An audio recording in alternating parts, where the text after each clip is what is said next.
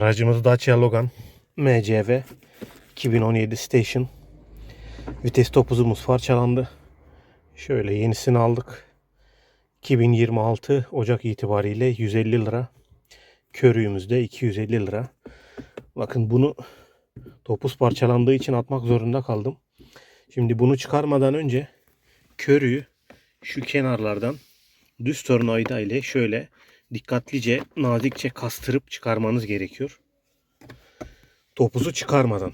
Çünkü bu şurası şunun içerisinde cırt kelepçeyle tutturulmuş olduğu için önce körüğü çıkarmanız gerek. Bakın şöyle körüğün tırnakları var. Şuraların altına oturuyor. Biraz dikkatli çıkarmanız gerekiyor. Bakın kaç tane. Şöyle tırnaklar 2, şöyle 3. Zaten bu komple satılıyor. Şöyle bir tane de aşağıda var. Bir tırnak da şurada var. 1, 2, 3 tane tırnağı var arkadaşlar. 1, 2, 3. Bu şekilde satılıyor zaten. Sonra bunu yukarı kaldırıp şöyle çıkarıp, yani şunu ters çevirip şunun altında şurayı tutan cırt kelepçe var. Şurası.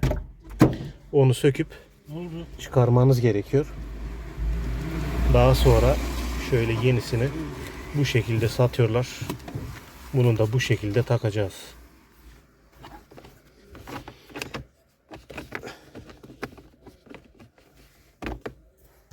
Şimdi vites topuzunu şu şekilde tersten geçirdik. Şuraya cırt atacağız. Tak şuraya cırtı. Tut sen şunu. Ben göremem. Ver. Yurtu bu. Ver. Dur. Şöyle cırtı takıyoruz. Ha.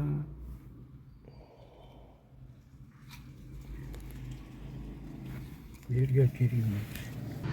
Cırtımızı taktık. Daha sonra direkt şöyle yeri var zaten, ters takamazsınız. Şunu şuraya takıp üstten bunu geçireceğiz. Şöyle geçirip daha sonra bunu da şuraya şu şekilde oturtacağız arkadaşlar.